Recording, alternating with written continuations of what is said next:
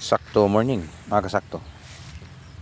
So mga kasakto, update tayo sa ating kanlaon panigang o yung gawa natin na variety. Yung sining espada o maraming term ito sa ibang lugar. Kahit sa ibang lugar pa ito, marami itong pangalan. So ngayon, exactly nasa 8 months old. 8 months old na yung ating tanim. So mag next ngayong November is coming, mag isang taon na. Puro yung puno niya ganun pa rin ka productive, you know? Pansin nyo naman dito yan. So walang sikreto, manood lang kayo sa mga previous video. Talagang lahat kung anong mini maintenance natin dito pinapakita natin lahat. Wala tayong tinatago. Gusto nating may share sa ating kapwa farmers yung mga ginagawa natin lahat sa farm.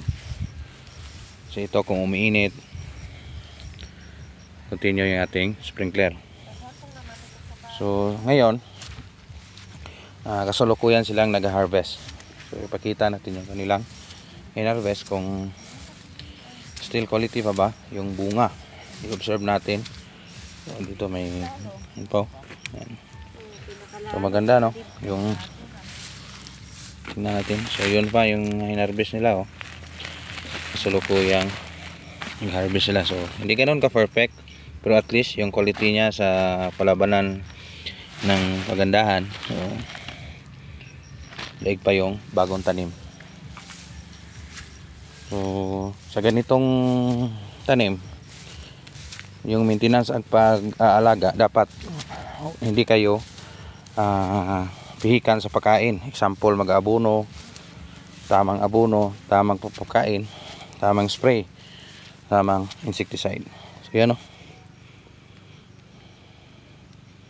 So napakalusog yung bunga ng ating kanlaon panigang.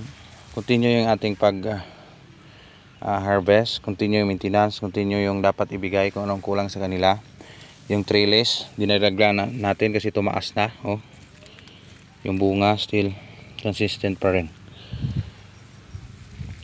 Kung mainit, continue yung ating spray. So dito yung ating talong, pansin nyo naman, third batch yan. So dito yan, oh. Wow, yung bunga, no? Grabe. So yan lang muna, konting update dito sa ating area, Canlaon City, Negros Oriental. Hindi man tayo perfect sa pagiging magsasaka. Gusto lang nating ma-share sa ating kapwa farmers yung palaging sipagan yung ating pag sasaka. Nang sa ganon may share tayo na tamang balita sa ating kapwa farmers. Nang sa ganon marami din silang malalaman na idea. Salamat, Insakto TV.